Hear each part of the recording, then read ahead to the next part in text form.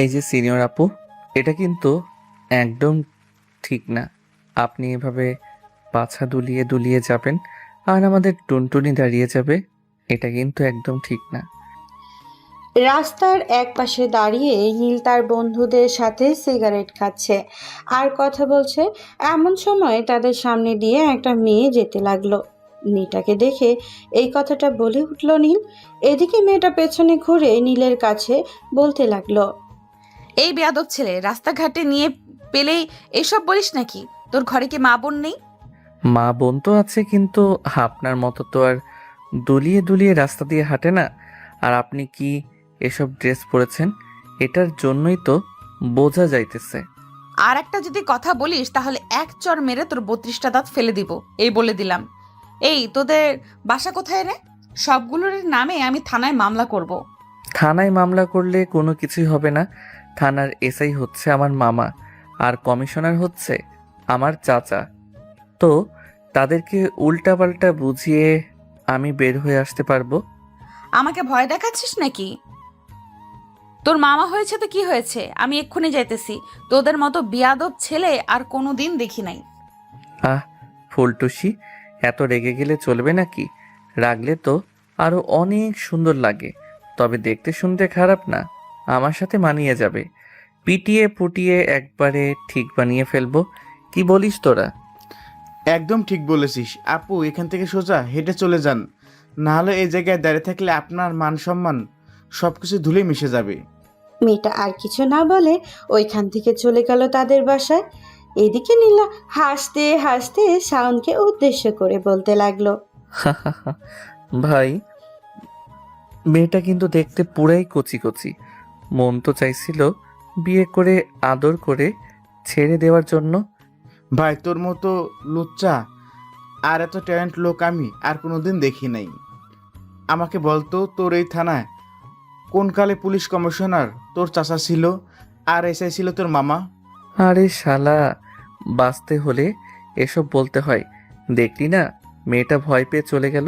তবে মামা, মেয়েটার এটা কিন্তু একদম সেই ছিল। হি হি হি। এই বলে আবার হাসতে লাগলো সবাই। বেশ কিছুক্ষণ পর নীল আটা দিয়ে বাড়ির দিকে যেতে লাগলো। এইদিকে কুহু তার রুমের ভেতরে এসে দরজা লাগিয়ে আয়নার সামনে দাঁড়িয়ে মনে মনে বলতে লাগলো। আমার এগুলো কি সত্যি অনেক বড়? কিন্তু আয়নাতে তো ঠিকই দেখাচ্ছে ছোট। ওই ছেলেটা বলল কেন অনেক বড়? আর একবার ছেলেটাকে পেয়ে নেই, এরপর দেখাবো মজা। তার মামা পুলিশের এসআই হয়েছে তো কি হয়েছে? আমি ভয় পাই নাকি? ওর মতো কত ছেলেকে পিটিয়ে মানুষ করে ফেলেছি, আর সে নাকি নাবালক বাচ্চা। এইসব বলছে কুহু, এমন সময় তার রুমের দরজায় কে যেন ঠকঠক আওয়াজ করলো। কুহু দরজা খুলতেই দেখতে পেল তার ছোট বোন দাঁড়িয়ে আছে। কুহুকে দেখে বলতে লাগলো। কি ব্যাপার আপু, তুমি বাহির থেকে এসে এইভাবে দরজা বন্ধ করে দিয়ে ঘরের ভেতরে কি করছিলে? নিশ্চয়ই তুমি কিছু আমার কাছ থেকে লুকাতে চাইছো। আমার কাছ থেকে লুকাতে পারবে না কিছু। সরো সরো, আমি দেখি কোথায় কি লুকিয়ে রেখেছো। আরে তা নিয়ে আমি সত্যি কিছু লুকিয়ে রাখি নাই। আসলে অনেক জোরে ওয়াশরুমে চাপ দিয়েছিল তো, এটার জন্য আর কি দরজাটা লাগিয়েছিলাম মনে হয়। আর তুই আজকে স্কুলে যাস নাই নাকি?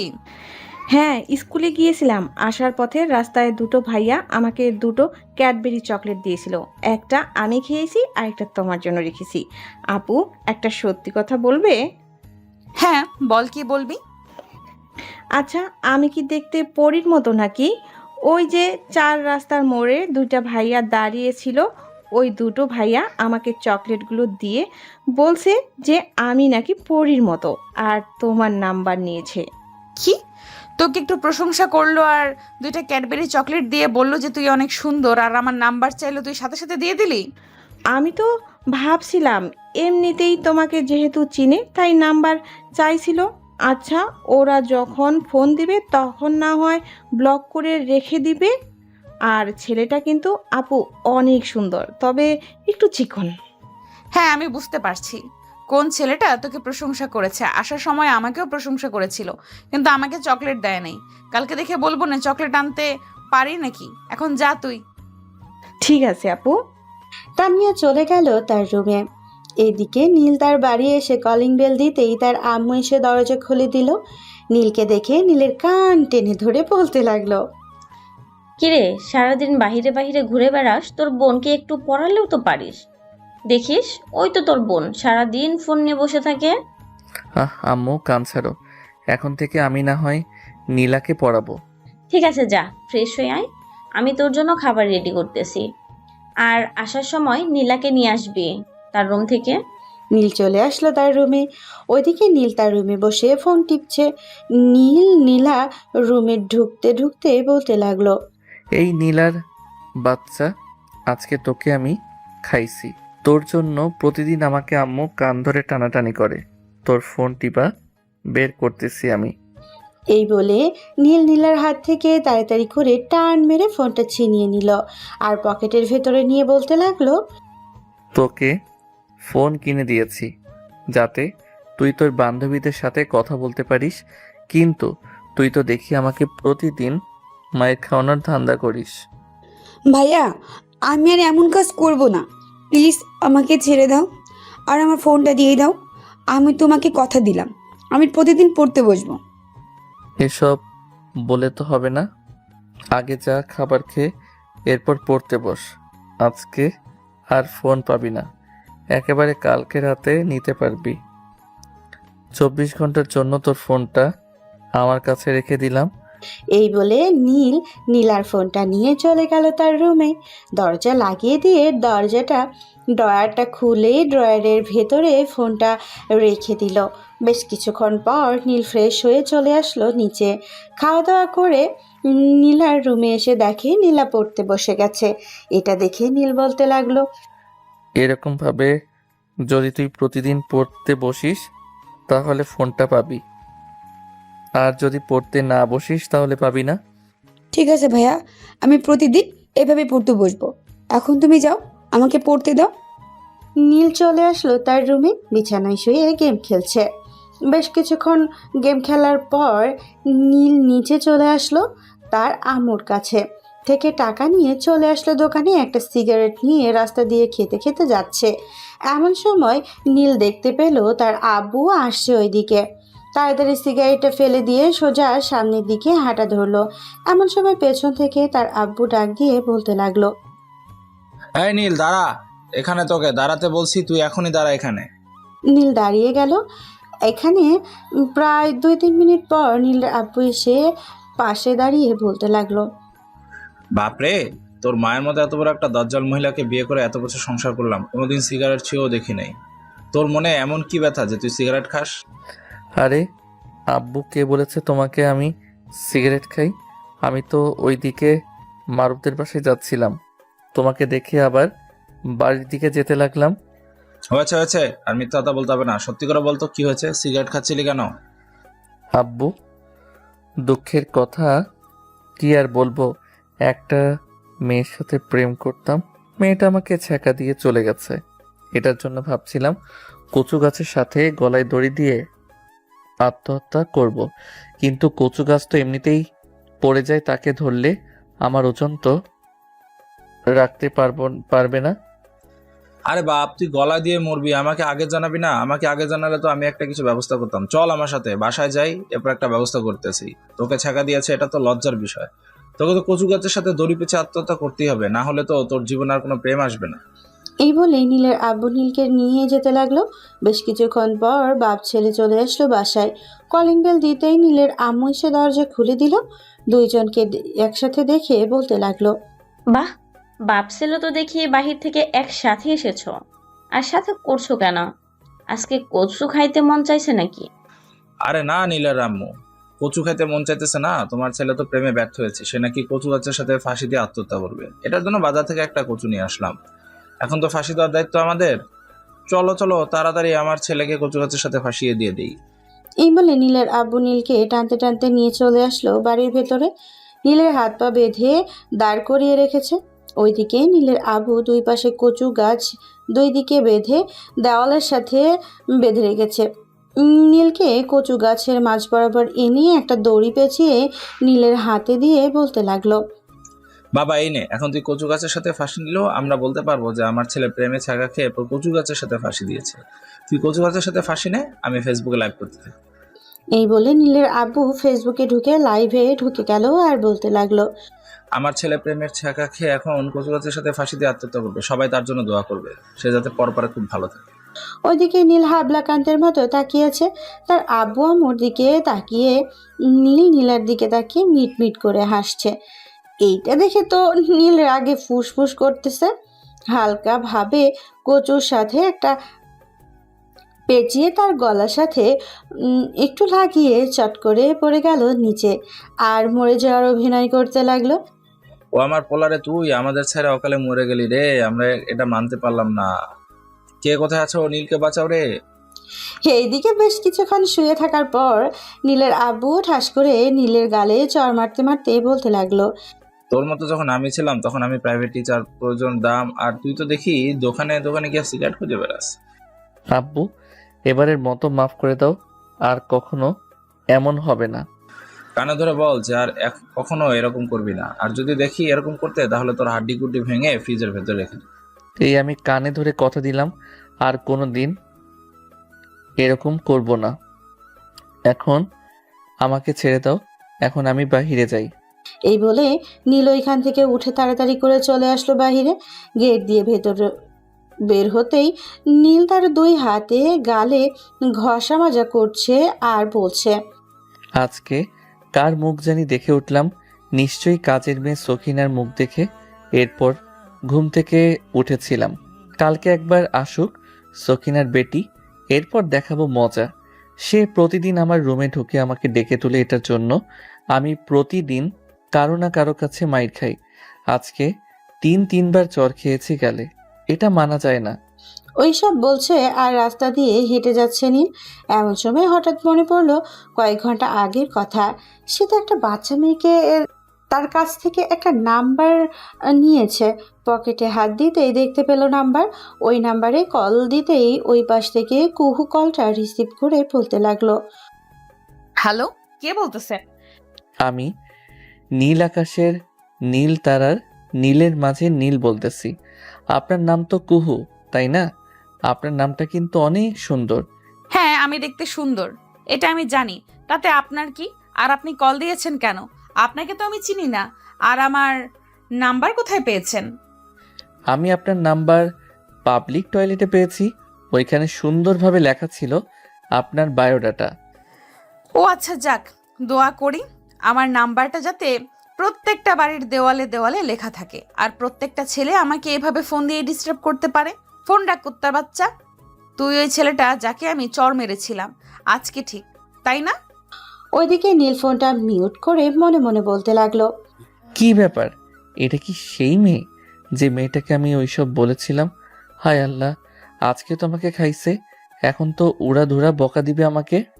এসব বলছে নীল আর ফোনটা কানে দিয়ে হ্যালো হ্যালো করতেছে, কিন্তু ওই পাশ থেকে কোনো রেসপন্স আসছে না। রেসপন্স আসবে কি করে? কুহু তো কল আগে কেটে দিয়েছে। এদিকে নীল আবারও কল দিল কুহুকে। এবার কুহু কলটা রিসিভ করে উড়াধুরা বকা দিতে লাগলো। বেশ কিছুক্ষণ এভাবে বকা দেওয়ার পর কুহু বলতে লাগলো, তোর যদি লাজ লজ্জা থেকে থাকে তাহলে তুই কালকে আমার সাথে বিকেল 5টায় দেখা করবি পার্কে। আমি তোর সিমে মেসেজ করে ঠিকানা পাঠিয়ে দিব। এই বলে কুহু কলটা কেটে দিল। ওইদিকে নীল হাঁটতে হাঁটতে চলে আসলো বাসায়। কলিং বেল দিতেই নীলের আম্মু এসে দরজা খুলে দিল। নীলকে দেখে বলতে লাগলো, কিরে, তুই কি আবার আজকে সিগারেট খেয়ে এসেছিস নাকি বাহির থেকে? আরে না আম্মু, আজকে আর সিগারেট খাই নাই। সিগারেট আর খাবো না কোনোদিন। আজকে আমার জন্মের শিক্ষা হয়ে গেছে, কোনো দিন এরকম মাইর খাই নাই, আজকেই খাইলাম। আর তুমি কাজের বেটি সখিনাকে বলে দিবে যাতে সকাল সকাল আমার রুমে না যাওয়ার জন্য। সকাল সকাল তার মুখটা দেখলে আমার সারা দিন খারাপ যায়। ঠিক আছে, আমি সকিনা খালাকে আরো বেশি বেশি করে বলে দেব যাতে তোর রুমে যাইতে সকাল সকাল, আর তুই যাতে সকিনা খালার মুখ দেখে ঘুম থেকে উঠতে পারিস। এসব বলছে নীলের আম্মু। এইদিকে নীল ওইখান থেকে তাড়াতাড়ি করে চলে আসলো তার রুমে। দেখতে দেখতে সন্ধ্যা হয়ে রাত হয়ে গেল। রাতে খাওয়া দাওয়া করেই নীল বিছানায় শুয়ে ফোন টিপছে। এমন সময় কুহুর নাম্বার থেকে মেসেজ আসলো। নীল ঠিকানাটা পড়ে মুচকি একটা হাসি দিল, কারণ এটা তার বাড়ির কিছুটা দূরে। ফোনটা টিপতে টিপতে কখন যে নীলের ঘুমিয়ে গেছে টেরও পেল না। পরদিন সকাল 10টায় নীল ঘুম থেকে উঠে ফ্রেশ হয়ে খাওয়া দাওয়া করে চলে আসলো কলেজে। এসে দেখে সবাই বসে আছে। নীল ক্লাসরুমে প্রবেশ করতেই স্যার নীলকে দেখেই বলতে লাগলো, ওই যে সবাই দেখো, আমাদের জমিদার স্যার চলে এসেছে। ভিতরে আসেন মহারাজ, আপনার জন্যই অপেক্ষা করছিলাম। আপনি না আসলে তো ক্লাস করতে একটু ভালো লাগে না। স্যার, আপনি যে এসব কি বলেন না, এখানে তো সবাই আমার ভাই বোন, আর আপনি তো আমার স্বয়ং জনপ্রিয় স্যার।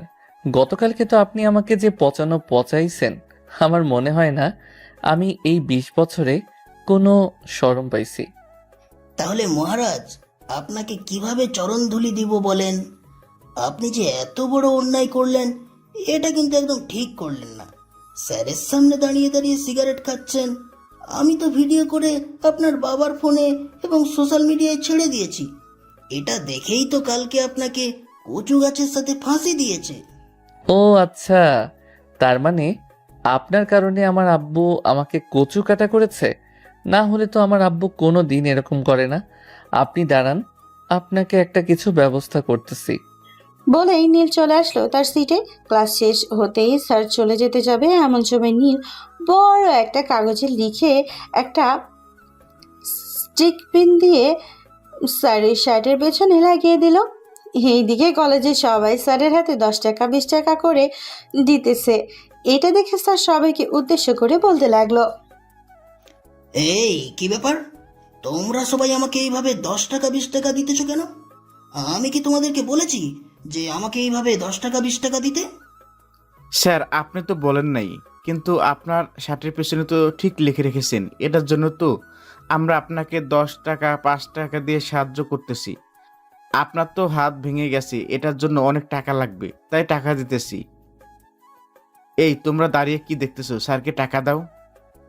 স্যার পিছনের দিকে তাকাতেই দেখতে পেল সবাই নীলের সবার সাথে হাসাহাসি করতেছে।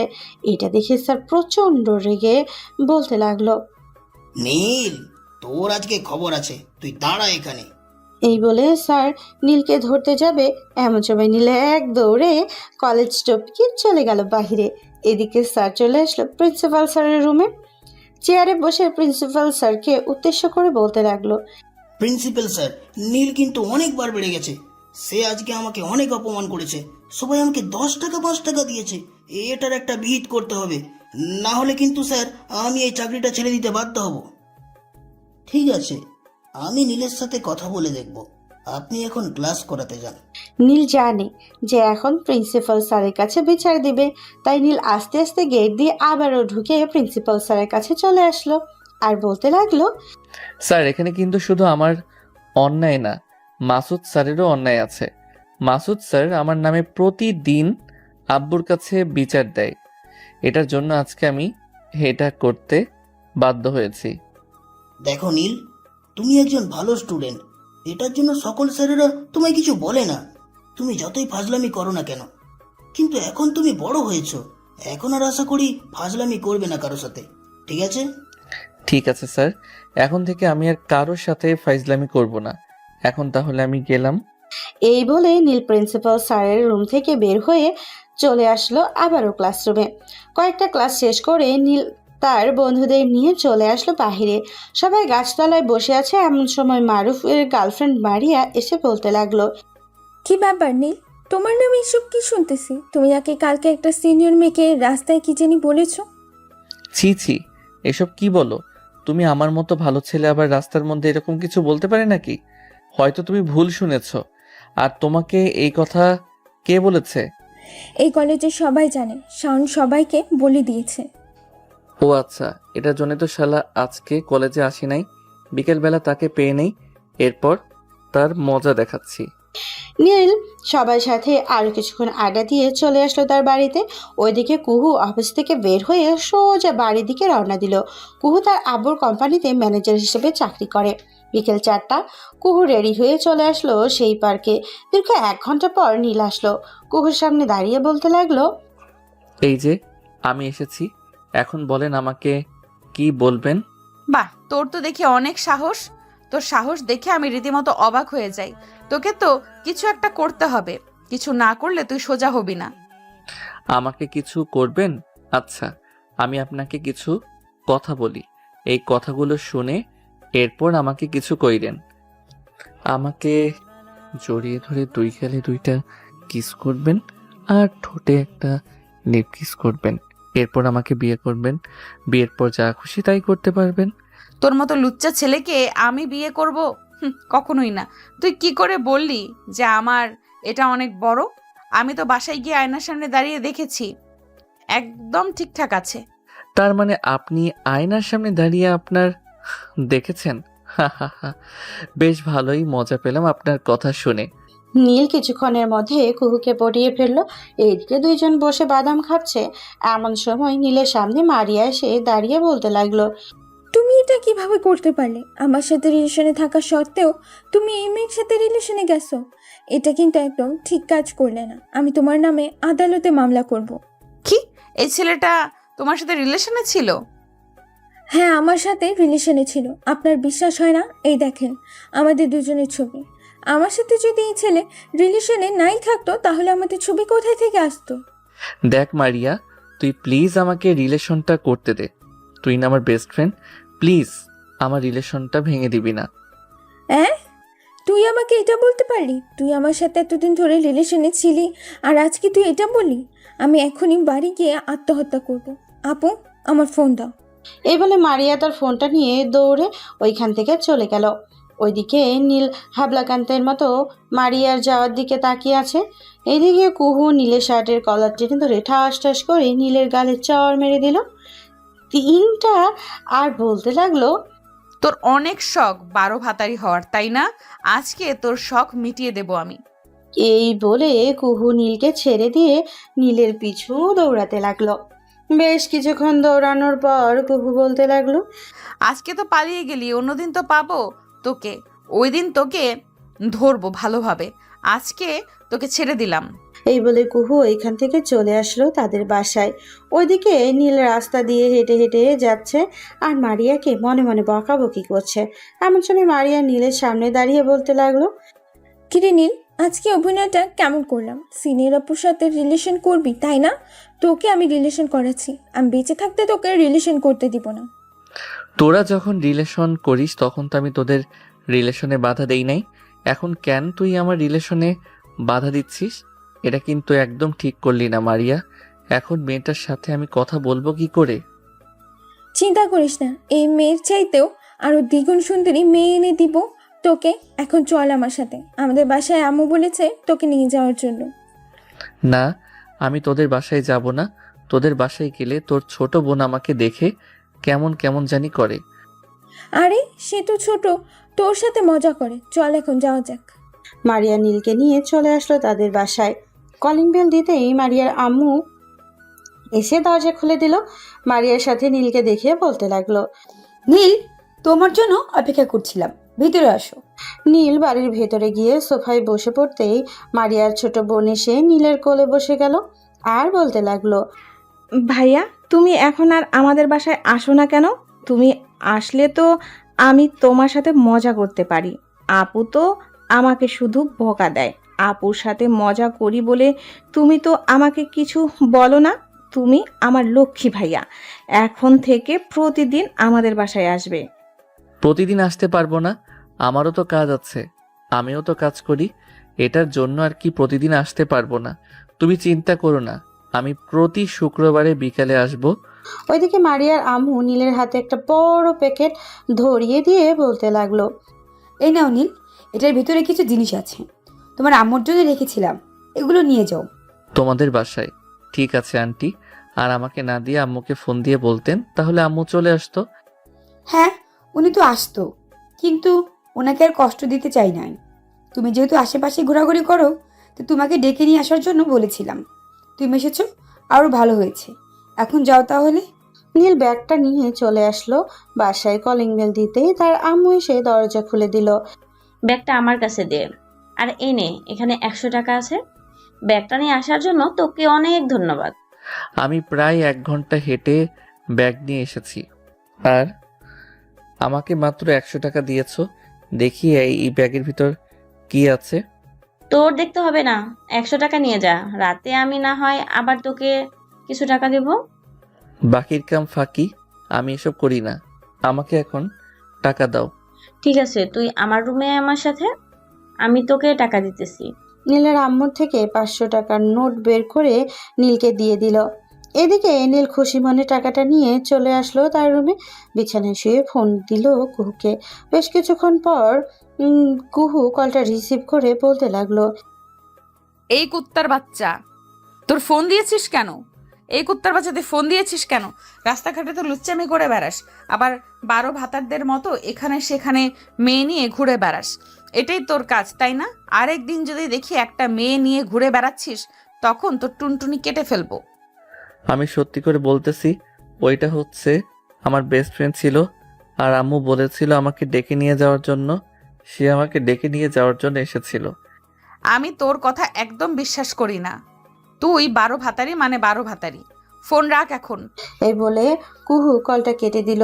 ওইদিকে নীল কুহুকে আর বিরক্ত না করে চলে আসলো তার বোনের রুমে। এসে দেখে নীলা পড়ছে।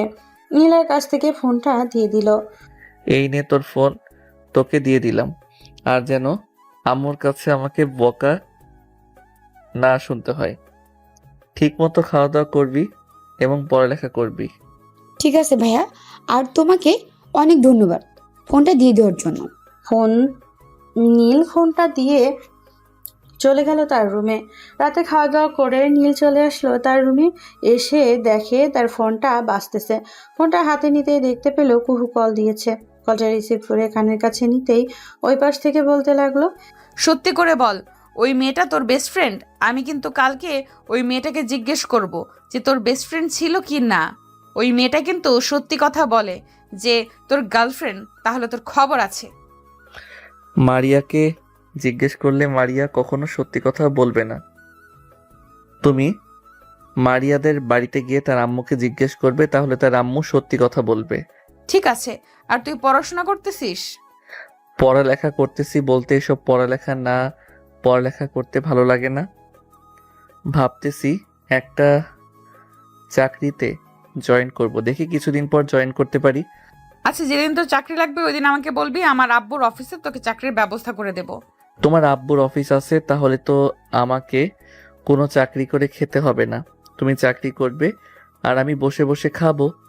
তা বললে তো হবে না। চাকরি না করলে তোকে বসে বসে খাওয়াবে কে?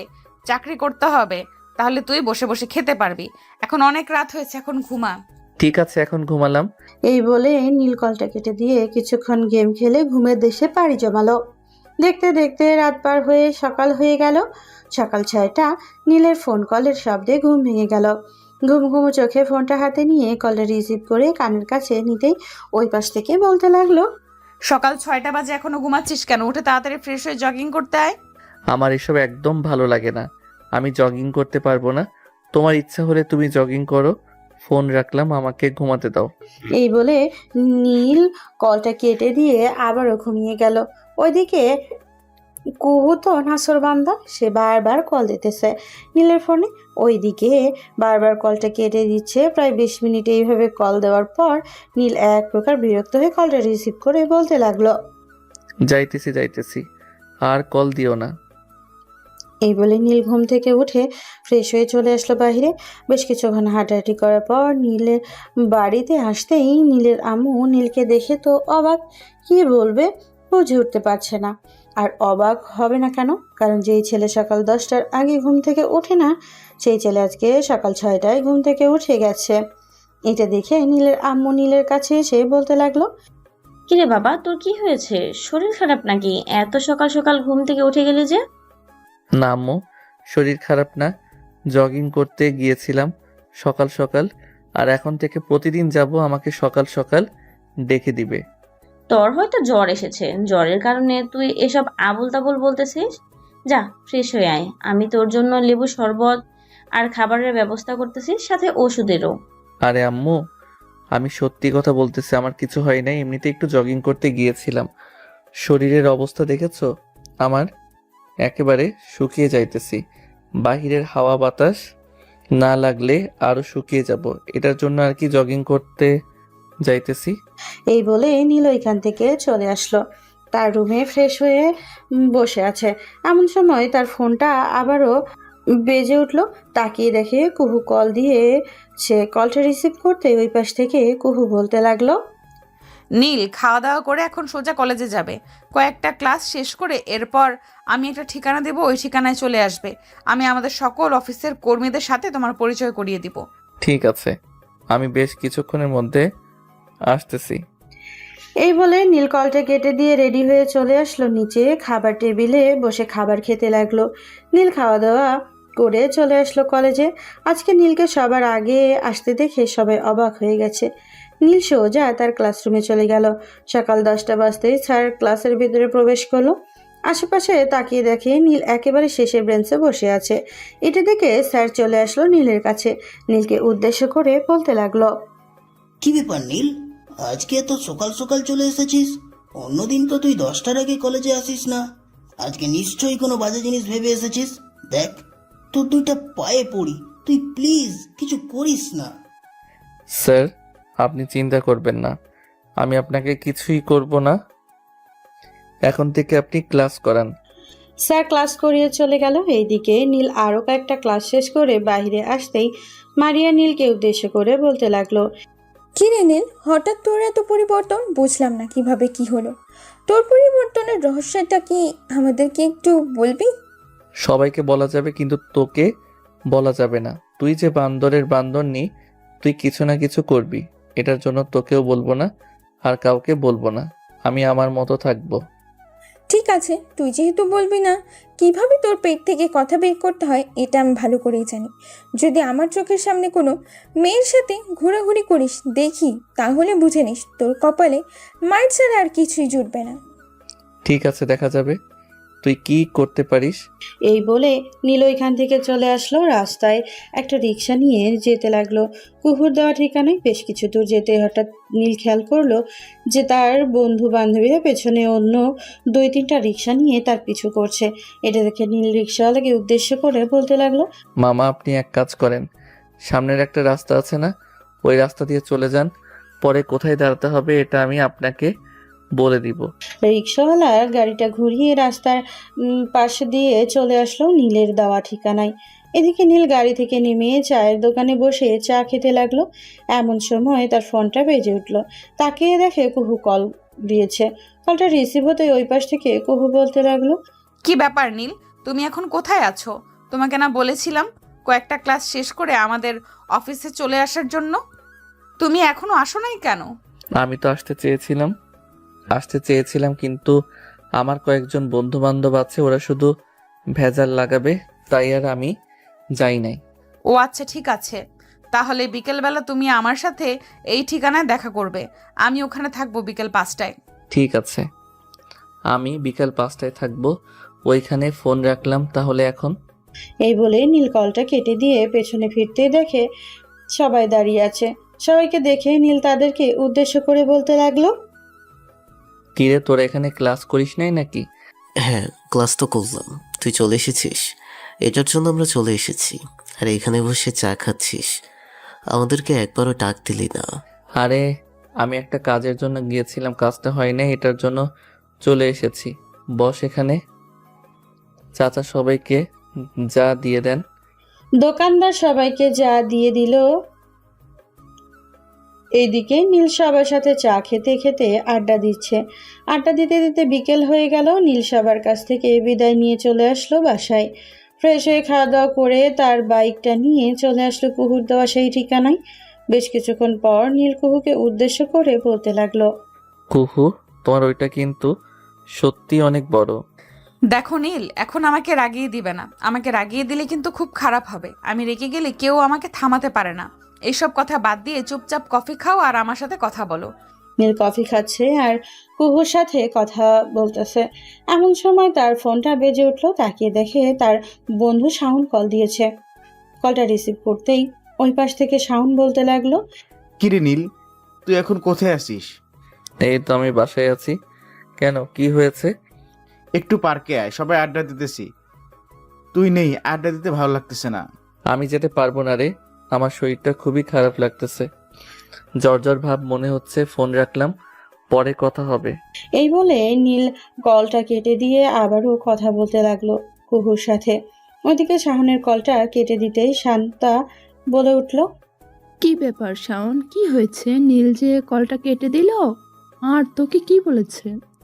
আমাকে তো বললো যে তার শরীরটা নাকি খারাপ লাগতেছে, মনে হচ্ছে তার জ্বর ভাব। তাহলে চল নীলকে দেখে আসি, না গেলে তো আবার বলবে যে যাই নাই। হ্যাঁ চলো যাওয়া যাক। এই বলে সবাই চলে আসলো নীলদের বাসায়। কলিং বেল দিতেই নীলের আম্মু এসে দরজা খুলে দিল। নীলের আম্মুকে দেখে শান্তা বলে উঠল, আন্টি, নীলের শরীর এখন কেমন আছে? তার নাকি জ্বর এসেছে? তোমাদের কে কে বলেছে তার জ্বর এসেছে? আর জ্বর আসলে তো সে বাসায় থাকতো। সে তো আর 4টার দিকে বের হয়েছে, এখনো বাসায় ফিরে নাই। তার মানে নীল আমাদেরকে মিথ্যা কথা বলেছে? আপনি এক কাজ করেন তো আন্টি, নীলকে ফোন দিয়ে জিজ্ঞেস করেন, দেখেন সে কোথায় আছে। তার লোকেশন বললে এরপর আমরা ওইখানে গিয়ে তাকে মজা দেখাচ্ছি। শালা আমাদের সাথে মিথ্যা কথা বলে।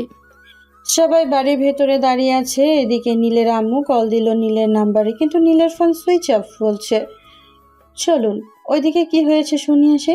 নীল কলটা কেটে দিতেই কুহু নীলকে উদ্দেশ্য করে বলতে লাগলো, নীল, তুমি যেহেতু বলেছো তোমার শরীর খারাপ, তাহলে ওরা অবশ্যই তোমাদের বাসায় যাবে। এক কাজ করো, তোমার ফোনটা বন্ধ করে রেখে দাও, যাতে ওরা কেউ তোমাকে ফোন না দিয়ে বিরক্ত করতে পারে। যখন এখান থেকে বের হব তখন না হয় ফোন চালু করবে। ঠিক আছে। দুইজন কথা বলছে। ওইদিকে সবাই তো পুরো অবাক হয়ে গেল, কারণ নীল আগে কখনো এরকম করে নাই। হঠাৎ এরকম শুরু করেছে, এটা তারা মানতে পারছে না। ওইখানে না দাঁড়িয়ে থেকে চল সবাই বিভিন্ন জায়গায় ঘুরে দেখে আসি। আসে তো মনে হয় বাইক নিয়ে গেছে, দেখা যাক তাকে পাওয়া যায় কিনা। এ বলে সবাই নীলদের বাড়ি থেকে বের হয়ে বিভিন্ন জায়গায় খুঁজতে লাগলো, কিন্তু নীলকে পেল না। পাবে কি করে? তারা দুইজন অনেকটা দূরে গিয়ে কথা বলছে। সন্ধ্যা হয়ে আসতেই দুজনে বাড়ির দিকে রওনা দিল। নীল তার বাড়িতে এসে কলিং বেল দিতেই তার আম্মু এসে দরজা খুলে দিল। নীলকে দেখে বলতে লাগলো, কিরে, তোর ফোন বন্ধ কেন?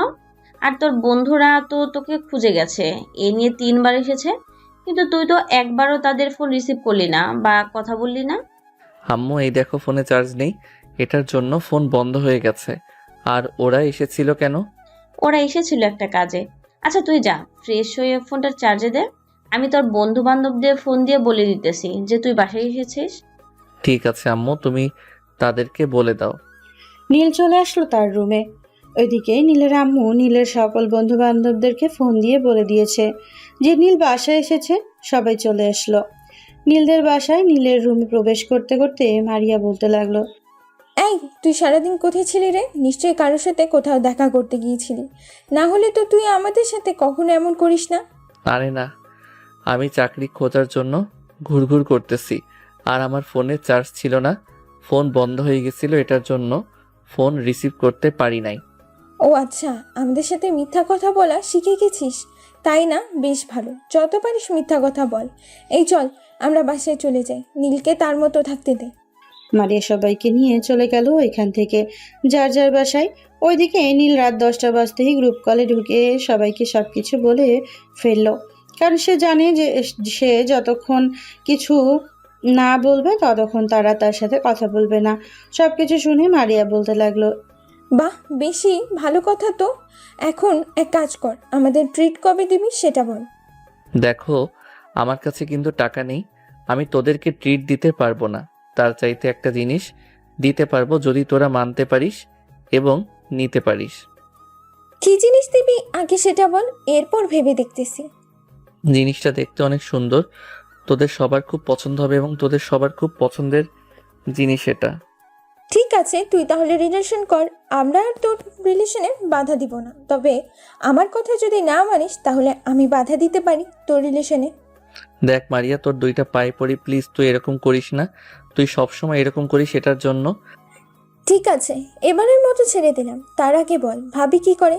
চাকরি করে নাকি পড়ালেখা করে? তার আব্বুর অফিসে ম্যানেজার হিসেবে চাকরি করে। আমি তো পার্মানেন্টভাবে ওই অফিসের বস হয়ে যাব কয়েকদিন পর। কতই না মজা হবে।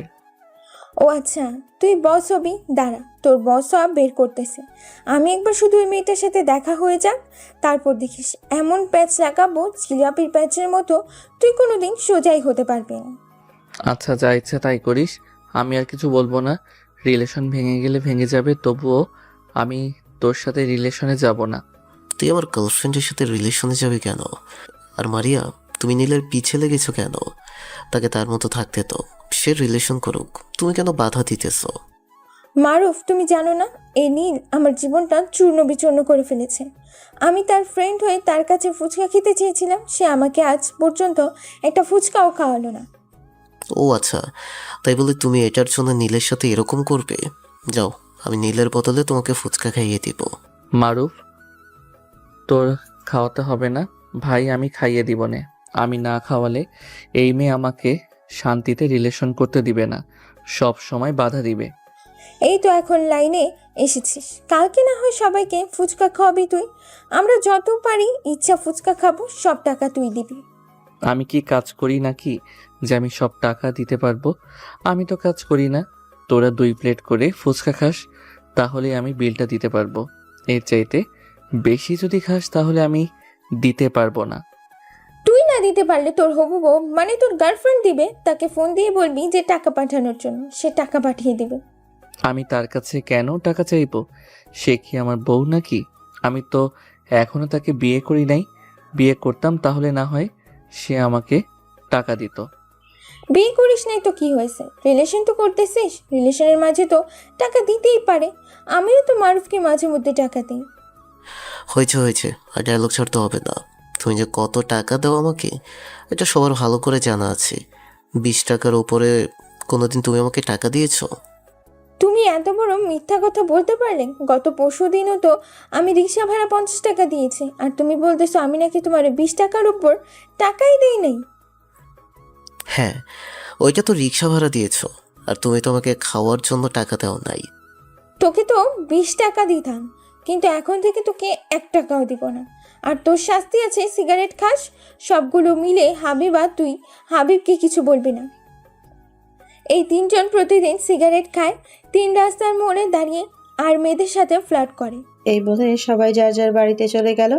ওইদিকে নীল তার পকেট থেকে ফোনটা বের করে দেখে কুহু অনেকবার কল দিয়েছে। নীল কুহুকে কল দিতেই বেশ কিছুক্ষণ পর ওই পাশ থেকে কুহু কলটা রিসিভ করলো আর বলতে লাগলো, কি ব্যাপার, তোমাকে এতগুলো ফোন দিলাম, একটা ফোনও রিসিভ করলে না? অনেক ব্যস্ত ছিল নাকি? আমার বন্ধু বান্ধবীরা এসেছিল কালকে, আমার কাছে থেকে ফুচকা খেতে চাইছে, কিন্তু আমার কাছে টাকা নেই। বলেছে যে তোমার কাছ থেকে নেওয়ার জন্য। তুমি যে সময় ফ্রি থাকো ওই সময় দেখা করব, তুমি আমাকে ফোন দিবে আর আমি চলে যাব সাথে সাথে। ঠিক আছে। কুহুর সাথে আরো কিছুক্ষণ কথা বলে ফোনটা রেখে দিল। রাতে খাওয়া দাওয়া করে যার যার রুমে গিয়ে সবাই ঘুমিয়ে পড়লো। ওইদিকে নীল কুহুর সাথে কথা বলতে ব্যস্ত হয়ে পড়লো। কথা বলতে বলতে কখন যে রাত 2টা বেজে গেছে টেরও পেল না। নীল কুহুকে বলে কলটা কেটে দিল। পরের দিন সকাল 10টায় নীল ঘুম থেকে উঠে ফ্রেশ হয়ে চলে আসলো কলেজে। সবার সাথে কয়েকটা ক্লাস শেষ করে বাইরে এসে সবাইকে নিয়ে ফুচকা খেতে লাগলো। ফুচকা খাওয়া শেষ হতেই নীল ফুচকা খাওয়ার বিল দিয়ে দিল। সবাই ঘুরোঘুরি করছে, এমন সময় মারিয়া বলে উঠল, আচ্ছা নীল, মেয়েটা তো তোর থেকে অনেকটাও বড়, তুই কিভাবে সিনিয়র মেয়েকে পটালি বলতো আমাকে? আর আমি তো তোর চাইতেও ছোট ছিলাম, আমাকে পটাতে পারলি না? তুই হচ্ছিস বাচ্চা মেয়ে, তোর সাথে ইটিস পিটিস করলে তুই জোরে চিৎকার করে বাড়ি মাথায় তুলবি। এটার জন্য তোকে আর পটাই নাই। সিনিয়র মেয়েকে পটাইছি, বেশি বেশি আদরও পাবো এবং রোমান্সও করতে পারবো। হ্যাঁ, তুই তো ঠিক বলছিস, আমি পিচ্ছি মেয়ে তাই না? আমি যদি পিচ্ছি হইতাম তাহলে তোর ফ্রেন্ডকে এত আগলে রাখতাম না, এত ভালোবাসতাম না। তুই মারুফকে ভালোবাসিস, তুই আমার পিছনে লেগে থাকিস কেন সবসময় বলতো আমাকে। এই মারুফ তোর গার্লফ্রেন্ডকে তুই কিছু বলতে পারিস না, সবসময় আমার পেছনে লেগে থাকে। ভাই, আমি কি বলবো, তোরা দুইজন বেস্ট ফ্রেন্ড। এখন তোরা কি করবি না করবি এটা আমি বলতে পারি না। আর মারিয়া, তুমি এখন থেকে নীলকে ছেড়ে দাও, তাকে তার মতো করে থাকতে দাও। এখন তার গার্লফ্রেন্ড হয়েছে, তার গার্লফ্রেন্ডকে সময় দিতে হবে। কোনোদিন না, আমি তো তাকে ছাড়বই না, সে আমার বেস্ট ফ্রেন্ড, তাকে আমি কিভাবে ছেড়ে দিই? ও আচ্ছা, ছাড়বে না তাহলে তুমি? হ্যাঁ, ছাড়বো না। যতদিন সে বিয়ে না করবে ততদিন আমি তার পিছু করব, তাকে জ্বালিয়ে পুড়িয়ে মারবো। বিয়ের পর তো আর তাকে জ্বালাতে পারবো না। ঠিক আছে, শুনলে তো নীল কি বললো মারিয়া? হ্যাঁ, শুনলাম। নীল কথা বলছে এমন সময় তার ফোনটা বেজে উঠল। পকেট থেকে ফোনটা বের করতেই দেখতে পেল কুহু কল দিয়েছে। কলটা রিসিভ করতেই ওই পাশ থেকে কুহু বলতে লাগলো, তুমি এখন কোথায় আছো? আমার সাথে দেখা করতে পারবে? আমি তো এখন কলেজের সামনে আছি। কোথায় আসতে হবে বল, আমি আসতেছি এখনই। কালকে আমরা যেখানে দেখা করেছিলাম সেখানেই আসবে। সাথে তোমার বন্ধু বান্ধবীরা আছে, তাই তো? হ্যাঁ আছে, কেন? আচ্ছা, তাদেরকেও নিয়ে আসো। আজকে সবাই মিলে না হয় আড্ডা দিব। নীল ফোনটা কেটে দিয়ে সবাইকে উদ্দেশ্য করে বলতে লাগলো, দেখছিস আমার গার্লফ্রেন্ড কিন্তু এতটাও খারাপ না, সবাইকে যেতে বলছে, সবার সাথে আজকে আড্ডা দিবে। তাহলে তো যাওয়াই যায়, চল আড্ডা দিয়ে আসি সবাই মিলে। এই বলে নীল সবাইকে নিয়ে চলে আসলো সেই কফি শপে। সাথে সবাই আড্ডা দিতেছে আর কথা বলছে। এমন সময় মারিয়া কুহুকে উদ্দেশ্য করে বলতে লাগলো, এই যে আমার সতীন, আপনি জানেন নীল কতটা বাটপার? সে আমার সাথে রিলেশন করে আপনার সাথেও রিলেশন করে, আবার অন্য একটা মেয়ের সাথেও রিলেশন করে। হাবিবা, তোর সাথেও রিলেশন করেছে, বল সত্যিটা। আপু, আপনি মারিয়ার কথা একদম বিশ্বাস করবেন না। নীল কারোর সাথে রিলেশন করে নাই। আমরা সবাই এখানে যারা আছে সবার সাথে রিলেশনে আছি, শুধু একমাত্র নীল বাদে আপনার সাথে রিলেশন করতেছে। হ্যাঁ, আমি জানি নীল যে আমার সাথে রিলেশন করতেছে। আর মারিয়া, তুমি মনে হয় নীলকে পছন্দ করতে, তাই না? কিন্তু নীল তোমার সাথে রিলেশনে যায় নাই। হ্যাঁ, একদম সত্যি ধরেছেন, আমি নীলকে পছন্দ করতাম, কিন্তু নীল আমার সাথে রিলেশন করে না। আর বলে আপনি কি ছোট্ট মেয়ে, ইটিস পিটিস করার সময় নাকি চিৎকার দিয়ে বাড়ি মাথায় তুলবে। সব কিছুই বুঝলাম, কিন্তু এই ইটিস পিটিসের মানে কি? এটা তো বুঝলাম না। নীল, এই ইটিস পিটিসের মানে কি বলো তো শুনি। এটা তুমি এখনো জানো না? আচ্ছা, এখনো যেহেতু জানো না তাহলে এখন আর জানানোর দরকার নেই, পরে এক সময় জানতে পারবে। আমার পরে জানার দরকার নেই, আমার এখন জানার দরকার। এখন বলো আমাকে, এই ইটিস পিটিসের মানে কি? এই ডিসপিডিসের মানে হচ্ছে বাসরাতের আদর। বাকিটা আশা করি বুঝে গেছো, তুমি আর আমাকে বলতে হবে না। ছি ছি, তুমি এইসব বলে বেড়াও? এটার জন্যই তো রাস্তায় আমাকে ওই দিন এই কথাগুলো বলেছ। ঠিক আছে, তোমাকে সোজা বানানোর দায়িত্ব আমি নিব কিছুদিন পর। এরপর তোমাকে একদম সোজা বানিয়ে ফেলবো। আমাকেও নিয়ে নিন সাথে, আমিও তাকে 2-3টে খুশি দেবো, তাও আবার তার টুনটুনি বরাবর। টুনটুনি বরাবর যদি খুশি মারো তাহলে তো আমি আর বাচ্চার মা হতে পারবো না। থাক, তোমাকে নেওয়ার দরকার নেই, যা করার আমিই করে ফেলবো। তোমরা না হয় টিভিতে লাইভ শো দেখবে। ঠিক আছে, আপনি যেহেতু এত করে বলতেছেন টিভিতে লাইভ শো দেখাবেন, তাহলেই তো দেখতেই হয়। সবাই মিলে আরো কিছুক্ষণ আড্ডা দিয়ে যায়, যার যার বাসায় চলে গেল। ওইদিকে নীল বাড়িতে আসতেই তার আম্মু বলতে লাগলো, কিরে নীল, তুই সারাদিন কোথায় ছিলি? কলেজ থেকে তোর নামে বিচার এসেছে, তুই নাকি ক্লাস করিস না ঠিক মতো। হুট করে তোর বন্ধু বান্ধবদের নিয়ে কোথায় যেন চলে যাস। আরে আম্মু, তুমি বুঝো না? এখন তো আমি বড় হয়েছি, এখন তো প্রেম টেম করতে হবে। এটার জন্যই তো কলেজ ফাঁকি দিয়ে এরপর প্রেম করতে চাই। এটার জন্যই তো স্যার বললো তুই সবাইকে নিয়ে কোথায় যেন চলে যাস। মেয়েটার ছবি আছে নাকি যার সাথে তুই প্রেম করিস? হ্যাঁ, ছবি আছে। এই হচ্ছে সেই মেয়ে যার সাথে আমি রিলেশন করি। নীল তার ফোনটা পকেট থেকে বের করে কুহুর একটা ছবি বের করে তার আম্মুকে দেখিয়ে দিল। তার আম্মু ছবিটা দেখে অবাক হয়ে বলতে লাগলো, এই মেয়েটাকে তো আমি চিনি, গত পরশুদিন আমার সাথে বাজারে দেখা হয়েছিল মেয়েটার। খুবই ভালো। দেখেছো আমার কত ট্যালেন্ট? তোমার সাথে যেই মেয়ের দেখা হয়েছে আমি তার সাথে রিলেশন করতেছি। মেয়েটাকে পছন্দ হয়েছে তো তোমার? হ্যাঁ, মেয়েটাকে তো অনেক পছন্দ হয়েছে। দেখতে শুনতে তো মাশাল্লাহ অনেক ভালো। আর মেয়েটার নাকি তার আব্বুর কোম্পানিতে ম্যানেজার হিসেবে চাকরি করে। তুমি তো দেখি সকল বায়োডাটা জেনে গেছো মেয়েটার ব্যাপারে। সব কিছুই যখন জেনে গেছো তাহলে মেয়েটার পরিবারের সাথে কথা বলে আমাদের দুজনের বিয়েটা করিয়ে দাও। আরো কিছুদিন যাক, এরপর না হয় মেয়েটার পরিবারের সাথে কথা বলে তোদের দুজনের বিয়েটা ঠিক করিয়ে দেব। ঠিক আছে, তোমার যা ইচ্ছা। এখন আমি রুমে গেলাম। এই বলে নীল চলে আসলো তার রুমে। ফ্রেশ হয়ে বিছানায় শুয়ে পড়তেই ঘুম চলে আসলো তার। রাতে এমনিতেই ঘুম হয় নাই। সারা রাত কুহুর সাথে কথা বলতে বলতে সময় চলে যায়। নীল বিকেল 5টায় অবধি ঘুম পারলো। ঘুম থেকে উঠে ফ্রেশ হয়ে চলে আসলো নীলার রুমে। এসে দেখে নীলা তার বান্ধবীদের সাথে ফোনে কথা বলছে। এটা দেখে নীল বলতে লাগলো, কি রে, তোর আজকে পড়া নাই নাকি? তোর বান্ধবীদের সাথে কথা বলতেছিস যে? না ভাইয়া, আজকে পড়া নেই। যা পড়া ছিল আমি স্কুল থেকে এসে সবগুলো কমপ্লিট করে এরপর সবার সাথে কথা বলতেছি। ও আচ্ছা, চল আজকে তোকে নিয়ে ঘুরতে যাব। তাড়াতাড়ি রেডি হয়ে নে, 10 মিনিটের ভিতরে। ঠিক আছে ভাইয়া, আমি রেডি হয়ে এক্ষুনি আসতেছি, তুমি নিচে যাও। নীল চলে আসলো নিচে। এইদিকে নীলা একটা কালো বোরখা পরে চলে আসলো নিচে। এসে দেখে নীল বসে বসে তার আম্মুর সাথে কথা বলছে।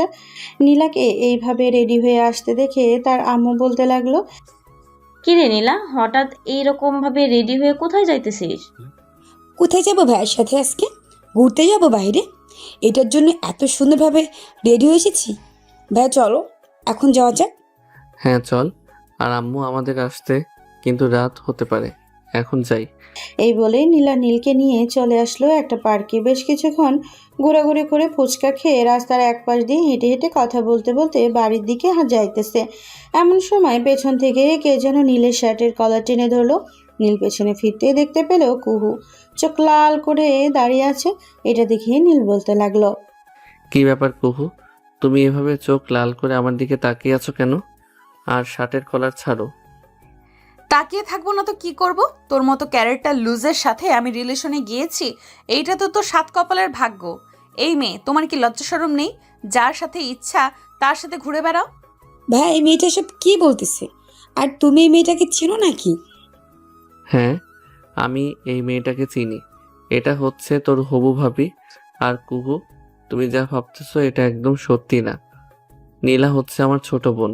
তোমাকে বলতে মনে ছিল না আমার যে একটা ছোট বোন আছে। সরি, আমি না বুঝে শুনে তোমাকে এইভাবে কথাগুলো বলে ফেললাম। নীলা, তুমি আবার আমাকে ভুল বুঝো না। আর কোথায় গিয়েছিলে তোমরা দুজন? নীলাকে নিয়ে একটু পার্কে গিয়েছিলাম ঘোরাঘুরি করার জন্য। অনেক দিন হয়েছে তাকে নিয়ে বাইরে বের হই না, তাই আজকে যেহেতু ফ্রি ছিলাম বের হলাম। ও আচ্ছা, এখন তো রাত অনেক হয়ে গেছে। যাও, বাসায় যাও। বাসায় গিয়ে আমাকে ফোন দিবে। ঠিক আছে, বাসায় গিয়ে আমি তোমাকে ফোন দিব। এখন গেলাম তাহলে। এই বলে নীল আর নীলা ওইখান থেকে হাঁটতে হাঁটতে চলে আসলো বাড়িতে। বেশ কিছুক্ষণ পর দুইজন ফ্রেশ হয়ে এসে বসে বসে টিভি দেখছে।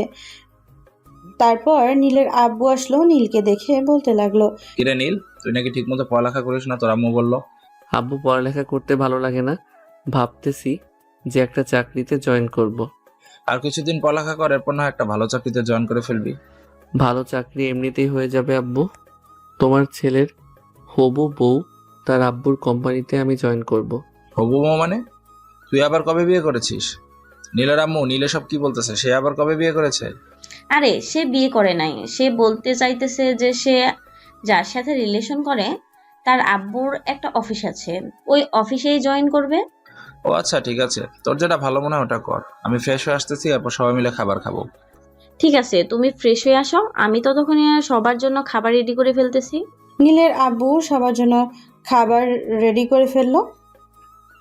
বেশ কিছুক্ষণ পর নীলের আব্বু আসতে সবাই মিলে খাওয়া দাওয়া শুরু করলো। খাওয়া দাওয়া শেষ করেই নীল চলে আসলো তার রুমে।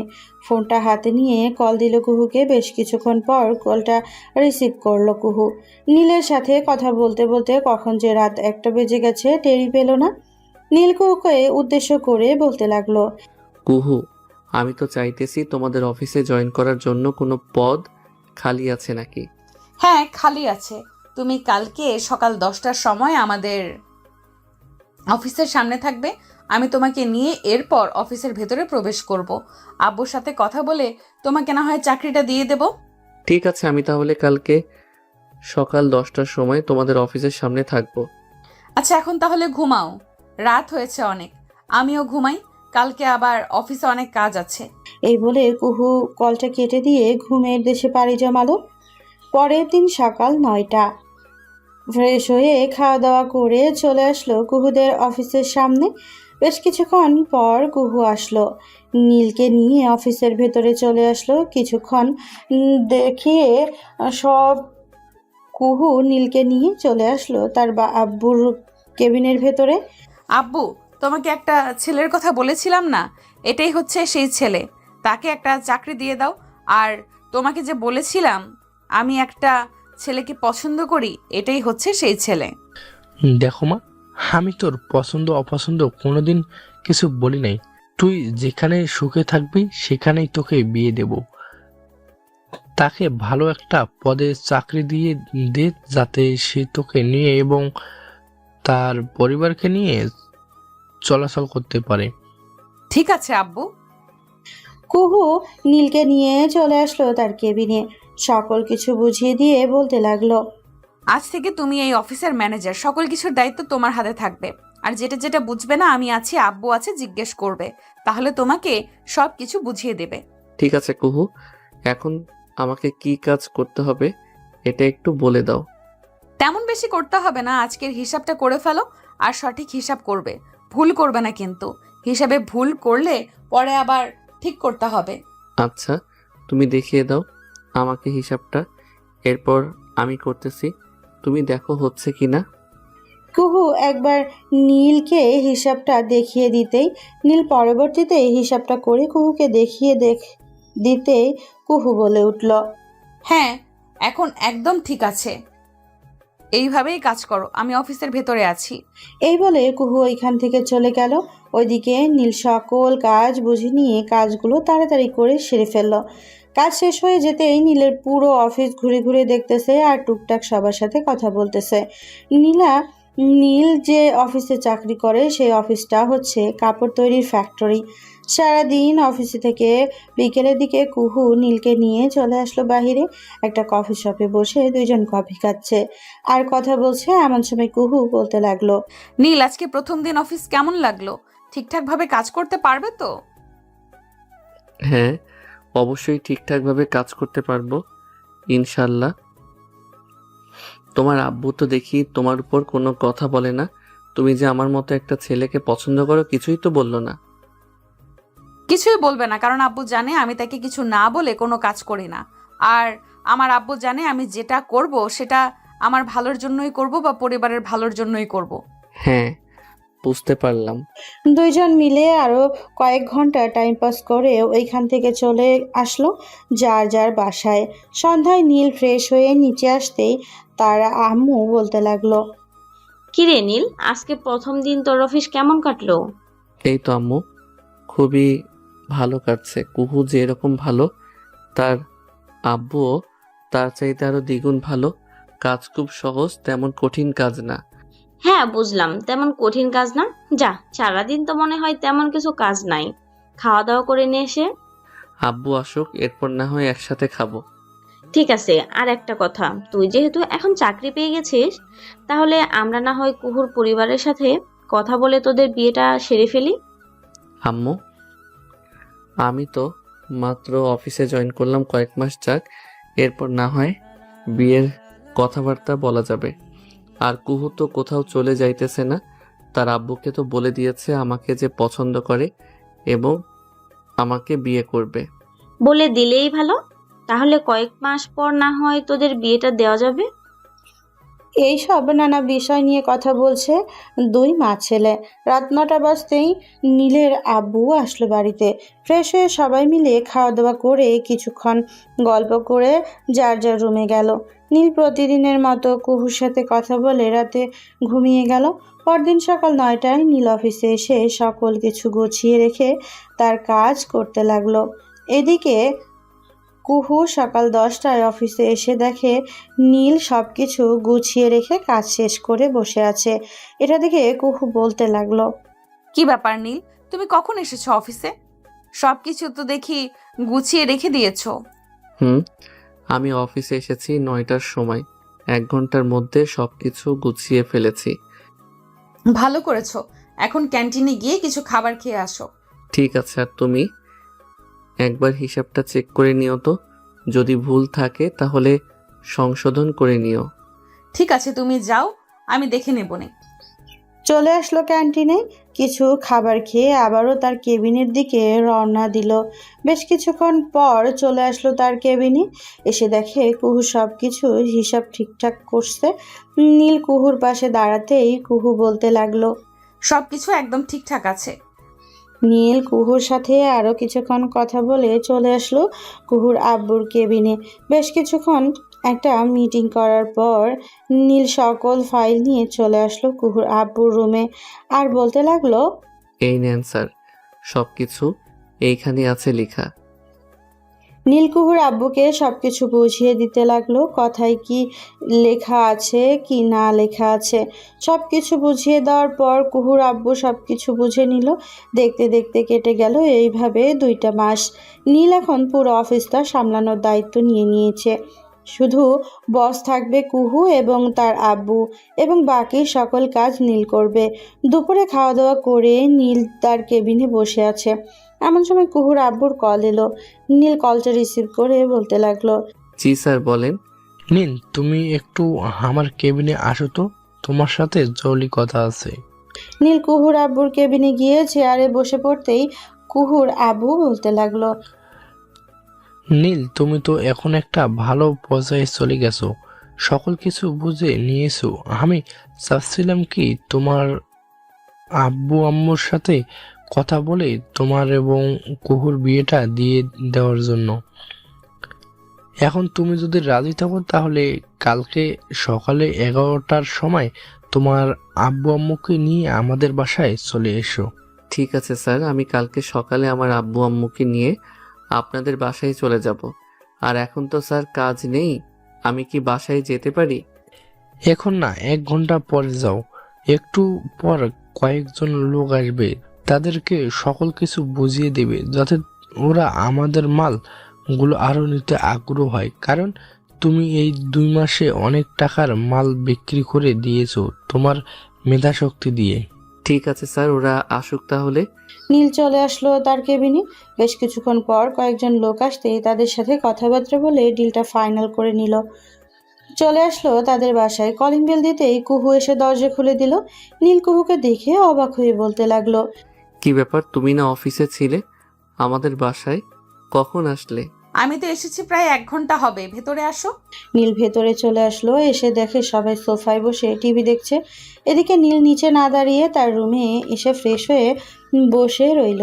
বেশ কিছুক্ষণ পর কুহু আসলো নীলকে উদ্দেশ্য করে বলতে লাগলো, নীল, আমি তোমার আব্বু আম্মুর সাথে কথা বলে নিয়েছি, কালকে আমাদের বাসায় গিয়ে একেবারে কালকে বিয়ে করিয়ে নিয়ে আসবে আমাকে।